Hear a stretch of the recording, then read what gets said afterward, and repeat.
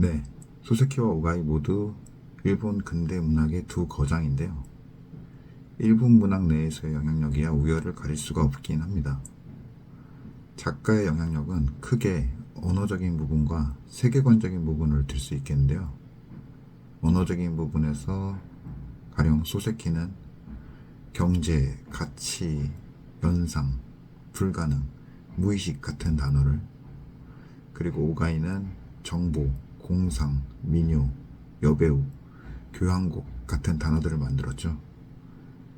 이런 단어들을 만들거나 소세키의 섬세한 그리고 서정적인 묘사, 오가이의 격조 높은 문체 같은 건 한자 문화권 나라에는 큰 영향을 미쳤겠지만 어차피 서양 단어를 번역하면서 생겨난 것이기도 하고, 섬세한 표현이나 문체라는 것도 세계 문학이라는 범주에서 보면 별 의미가 없다고 볼 수 있겠습니다. 그럼 세계관은 어떨까요?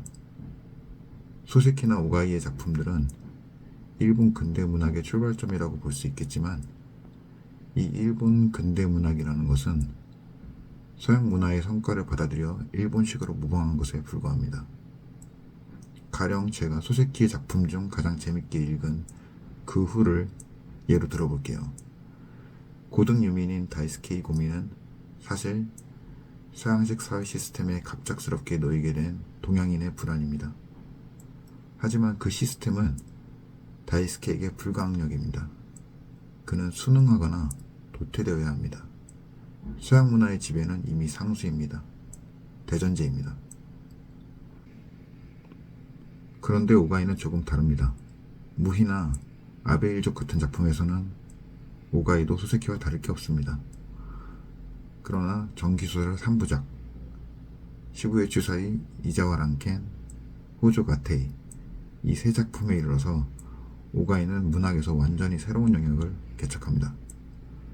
정기소설이라고 하지만 이 3부작은 사료를 수집하던 오가이가 우연히 시부의 추사이라는 이름을 발견하고, 이전까지 무명의 의사였던 추사이에게서 자신의 모습을 발견하고 거기에 흥미를 느껴 그 사람의 가계를 현재까지 추적하면서 시작되는데요. 3부작 중 이자와 란켄에서 제가 좋아하는 구절을 한번 옮겨오겠습니다. 오가이가 자신의 방법론을 직접적으로 언급하는 부분입니다. 그 재료의 취급 방법에 있어서 아마추어 역사가인 나는 내 맘대로의 길을 가기로 했다. 길을 잃어도 좋다. 만일 진퇴양난이라면 나는 거기서 붓을 내려놓겠다. 이른바 발 닿는 대로 가보는 거다. 이를 무태도의 태도라고 부르겠다. 무태도의 태도는 옆에서 보면 그 길이 험악하기도 하고 위태롭기도 하다.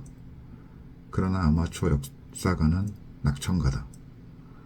뜻에 맡겨 세로로 가고 가로로 달리는 사이 언젠가 탁 트인 길이 열려 예기치 못한 광대한 관점을 얻을 수 있을 거라고 나는 상상한다.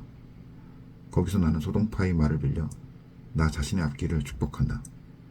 물이 흐르면 자연히 도랑이 생긴다 라고. 이 3부작에 한해서만큼은 오가이는 플로베르에 필적한다는 생각이 듭니다. 서양 근대문학의 합리주의와 회의주의가 일본의 풍류에 정통한 오가이의 미학과 만나 새로운 문학의 경지를 보여줍니다. 마치 오지아스 지로가 일본 영화를 재정의한 것처럼 말입니다. 네, 이렇게 소세키와 오가이 대결에서 저는 오가이의 손을 들어주고 싶은데요. 저는 작가와 작품은 세계문학이라는 범주에서 평가해야 의미가 있다고 생각합니다. 가장 원초적인 질문에도 대답을 내놓지 못하는 작품으로 자신이 글을 쓰는 이유조차 제대로 납득시킬 수 있을까요?